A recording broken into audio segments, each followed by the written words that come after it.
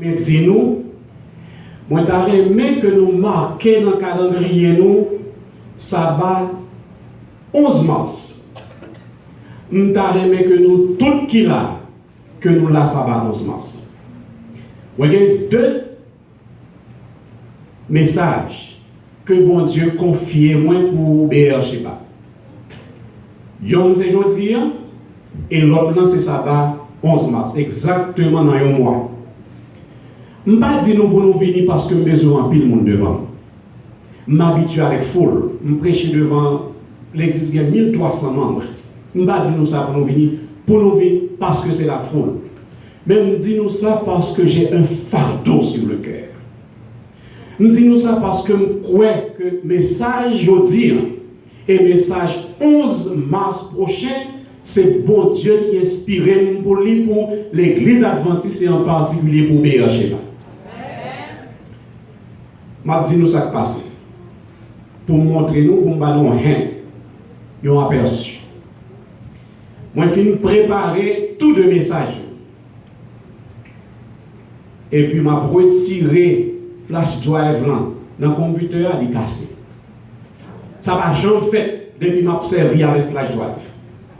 Il est cassé. Et ça m'a pris beaucoup de temps, beaucoup d'énergie pour reconstituer les messages. Alors, je vous en prie, frères et sœurs, visiteurs qui l'a fait plan 11 mars pour nous là.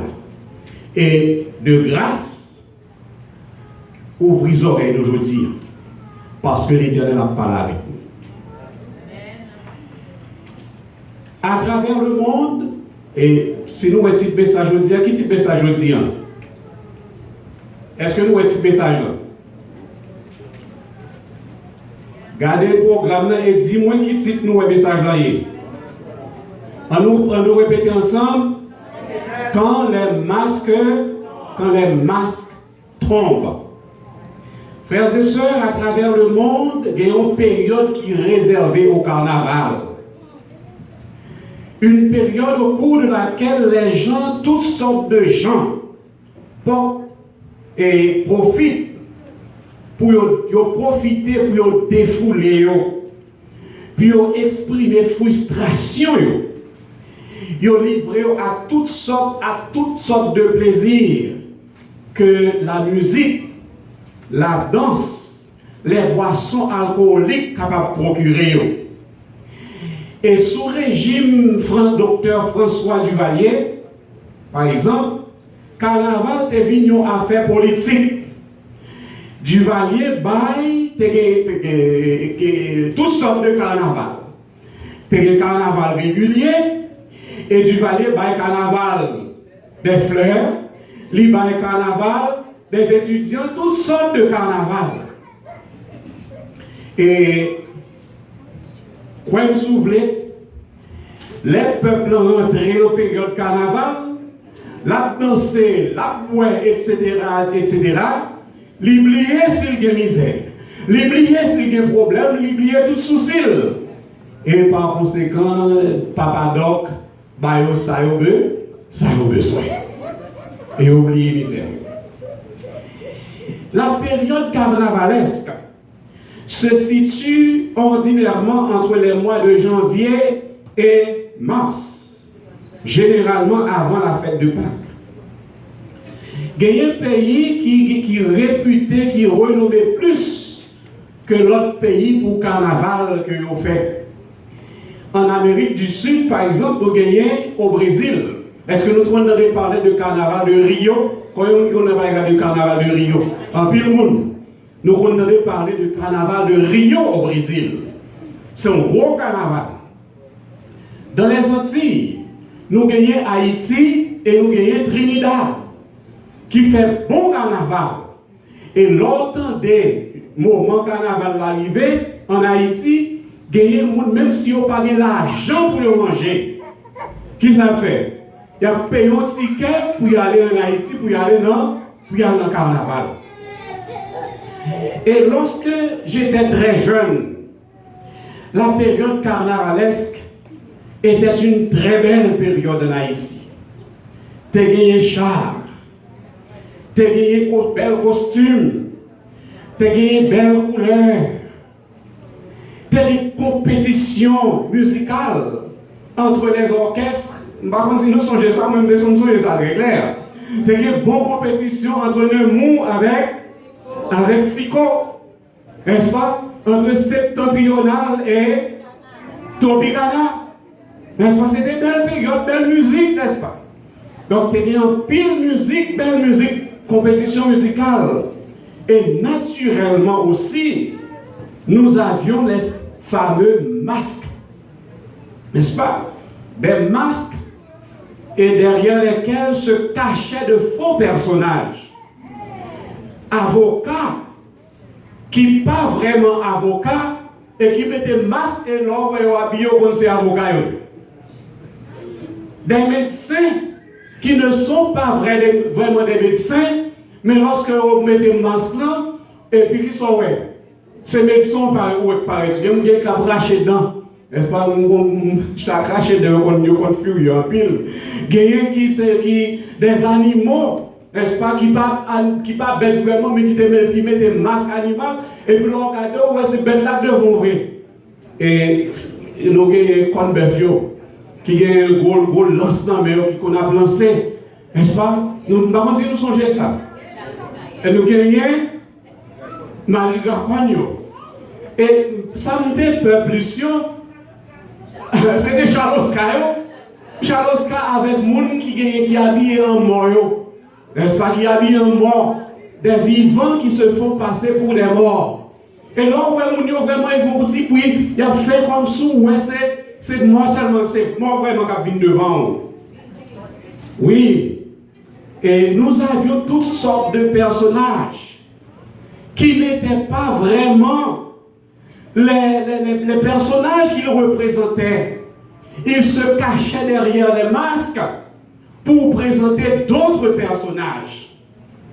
Et nous constatons passer, frères et sœurs, la façon dont nous nous comportons assez souvent fait de l'Église du Seigneur un véritable centre carnavalesque.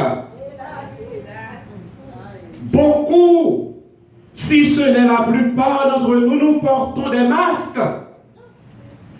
Nous ne sommes pas dans la réalité ce que nous prétendons être derrière le costume que nous portons. Nous sommes faux. Nous sommes des acteurs. Dans l'église, nous sommes un monde, mais dehors, nous sommes l'autre. Sous chair, nous sommes un monde, mais derrière, après chair, nous sommes l'autre monde. La caille, là, nous sommes un monde, mais le travail, nous sommes l'autre monde. Nous portons des masques. Devant le frère, nous sommes sincères. Bonjour mon frère, bonjour ma soeur. Et lorsque frère l'enviré, sœur l'enviré, Zambouli. Oui, frères et sœurs, nous connaissons que l'église adventiste est franc-maçon là-dedans. Souhaitez pas bien ici à BH. L'église adventiste est franc-maçon là-dedans. Nous n'avons pas de temps. Et seulement 20-25 minutes que nous pour me prêcher. Nous avons plus ça. L'église adventiste est franc-maçon là-dedans. L'église adventiste est franc-maçon. Guillaume te connaît. Qui était New York. Guillaume qui mourit. Le madame ni al prendre à l'aller pour la faire enterrement. Maçon yo campé yo dit non, yo pas qu'à faire enterrement dans l'église adventiste parce que interne c'est franc-maçon payé, d'une façon pour le faire enterrement. Et qui s'allait dans l'église, il était dans l'ancienne église. Au temps de l'N.G. White,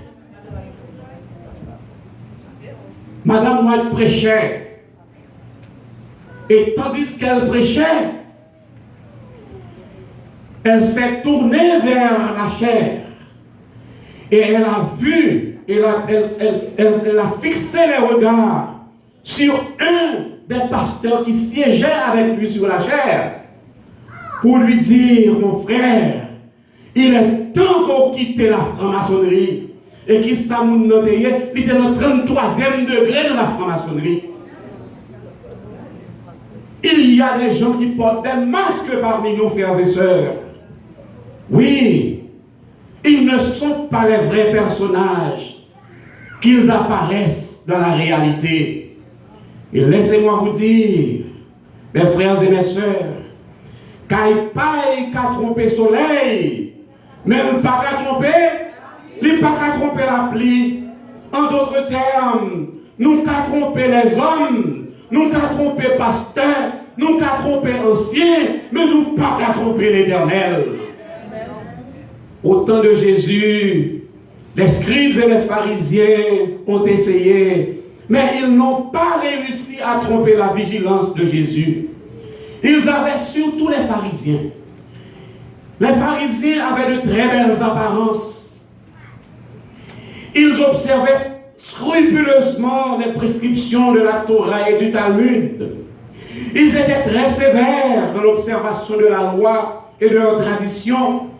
Pharisiens, pas bon pharisiens, pas manger sans ne pas laver les mains jusqu'au coude. Ils étaient extrêmement stricts, méticuleux en ce qui concerne les formes et les pratiques extérieures de la religion. Cependant, les pharisiens n'étaient pas sincères. Les scribes n'étaient pas sincères. Ce qui se passait dans leur cœur et ce qu'ils faisaient quand ils se trouvaient en dehors de la synagogue représentaient deux choses diamétralement opposées, différentes l'une de l'autre.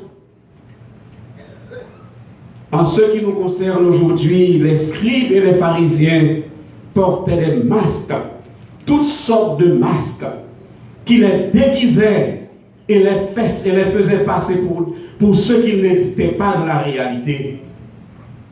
Et au moins, ça pire, c'est que ce n'est pas facile pour ça des masques là. Cependant, Jésus est le Dieu de toute éternité. Jésus est celui qui a la faculté de sonder les cœurs et les reins. Jésus avait la capacité de voir au-delà des masques des scribes et des pharisiens.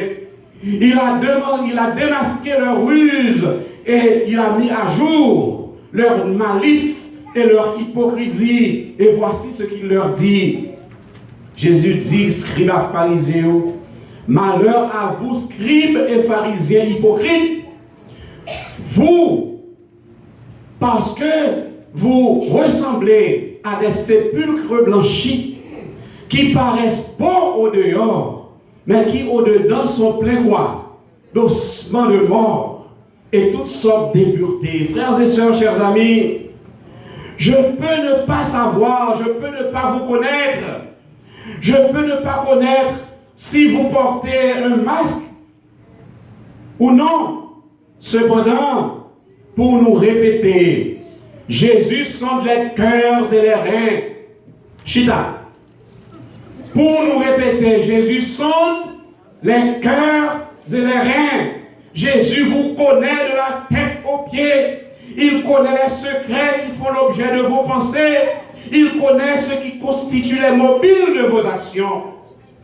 Frères et sœurs, gagnez les gens qui viennent l'église juste pour venir cacher. Il y a des gens qui viennent à l'église pour tromper les gens et régler leurs propres affaires.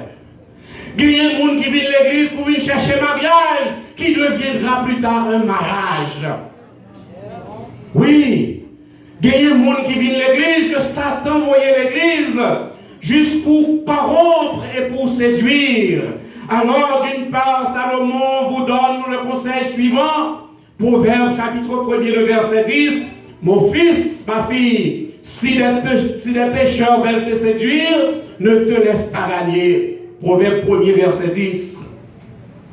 In English, it reads, my son, if sinful men seek to entice you, do not give in. Oui, frères et sœurs, que les pécheurs portent des masques ou qu'ils ne portent pas de masque, que les pécheurs viennent de l'église ou de l'extérieur. Mabdouyo Bagay, ne te laisse pas gagner, car la Bible déclare l'âme qui pêche, moun qui pêche c'est lui qu'à mourir, et à moins que vous soyez solidement enracinés dans la parole de Dieu, à moins que vous soyez fermement établis dans les points de votre foi, vous serez séduits. Si vous n'êtes pas déjà séduits. Nous entendez que ça nous dit là? À moins que nous nous enracinés dans la parole de Dieu, dans la vérité, vous serez séduits. Si vous n'êtes pas déjà séduits. Parce que lorsque Satan se présente, Satan pas présenté le temps pour ce Satan lié, mais il présentait le temps pour son ange de lumière. Il fait faufiler, il fait glisser à vos oreilles des paroles douces et mielleuses, des paroles que vous aimeriez entendre. Et comme dit le proverbe anglais, if you don't stand for anything, if you don't stand for something, you will fall for anything. You have to stand your ground.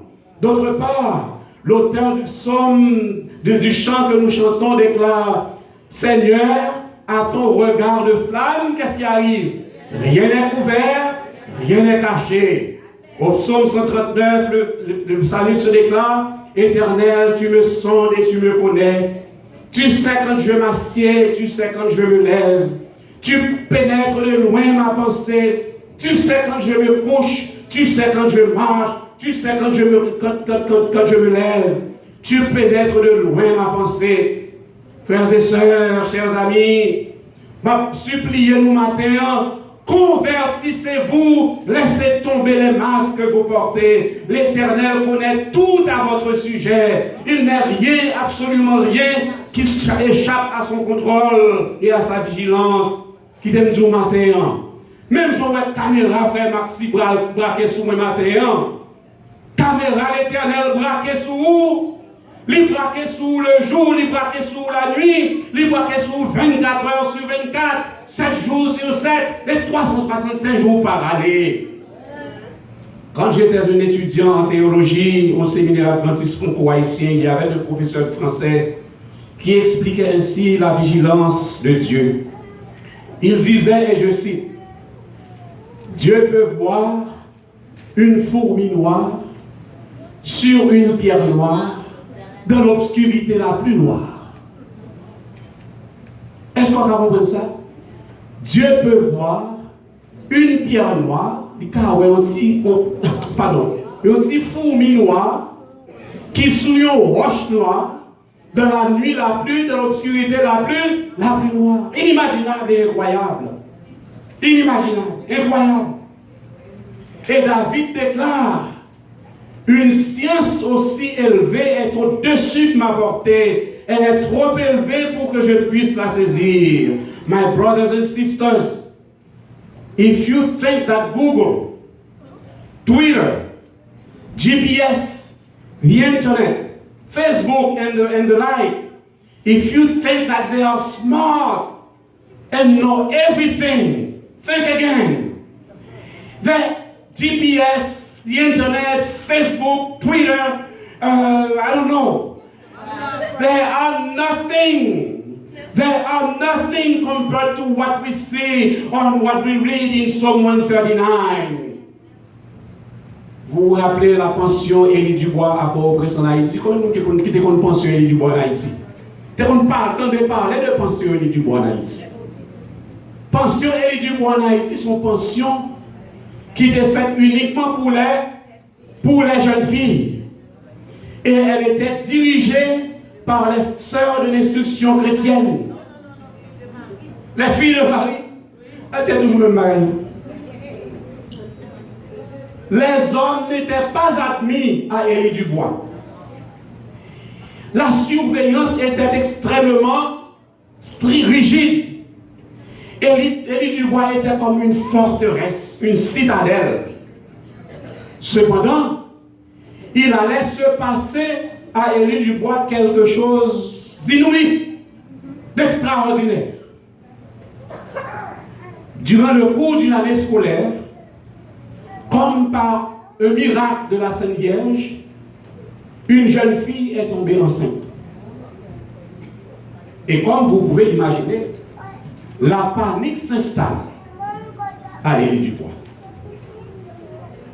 Rapidement, Sœur a mené l'investigation. Alors que l'investigation est en cours, on a découvert un deuxième cas. L'investigation se poursuit, on a découvert un troisième cas et enfin un quatrième cas de grossesse. Les parents alertés étaient aux abois et le gouvernement haïtien était obligé d'intervenir. Et après une semaine de sérieuse enquête, on a pu découvrir la source et l'origine du problème. Qui s'est passé? Découvrir que son jeune Jean, qui déguisait en fille, de faux seins, de faux cheveux, de faux, etc., etc., et puis il glissait imperceptiblement sans que personne ne remarque, il glissait dans la toile. And he was having fun. He was having fun. Lots of fun. With unlimited, thank you, with unlimited girls. Frères et sœurs, chers amis, ce qui s'est passé à Élie Dubois est en train de se passer parmi nous aujourd'hui. Ce qui s'est passé à Élie Dubois est en train de se passer parmi nous aujourd'hui, à l'église, au niveau de l'église et au niveau de l'organisation. Et si nous voulons qu'on ait plus, nous avons pile de bagages pour nous dire le 11 mars prochain, Dieu voit. Ce qui se passe aujourd'hui parmi nous est effrayant. Oui, Satan se déguise, Satan s'est déguisé en ange de lumière. Et les dégâts qu'il est en train de causer dans l'église sont immenses et considérables. Les bornes sont déplacées. Les valeurs morales qui faisaient de nous la lumière du monde, le sel de la terre, les valeurs morales qui faisaient de nous un peuple à part, une nation sainte, un sacerdoce acquis, un peuple acquis afin que nous annoncions les vertus de celui qui nous a appelés des ténèbres à son admirable lumière. Ces valeurs s'effritent et disparaissent de plus en plus. Mondanité entraîne dans l'église, l'immoralité, l'irrévérence. Je me dis, moi, je suis catholique. Lorsqu'on entre dans l'église catholique pour adorer, on sentit dans l'église. Plein de gouilles, pas de mouche qui a volé dans l'église. D'ailleurs, pour entrer, premier bagage qu'on fait sous bon catholique qui sont faits. Mettons à genoux, faites une réflexion, faites signe de la croix, ou mettons la prière. L'église catholique peut ne pas avoir la vérité, mais ils ont la révérence que nous n'avons pas. Oui, l'irrévérence établie comme dans l'église. L'arrogance, ou pas qu'à parler comme chrétien encore, pasteur, pas qu'à parler chrétien, ancien église, pas qu'à parler chrétien, diaconesse, pas qu'à parler chrétien encore. Et ça pire, c'est pas ça, non? Ça pire qui chitane dans l'église adventiste, c'est la confusion. La confusion. Ça a dit ça, ça a dit ça.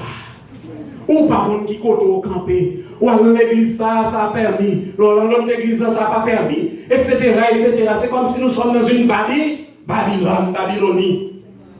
Alors, frères et sœurs, l'Esprit de Dieu me charge de vous dire ce matin, réveillez-vous et convertissez-vous parce que Jésus revient. Oui, mes frères et mes sœurs, et franchement, il y a un moment où j'étais une peur pour l'église.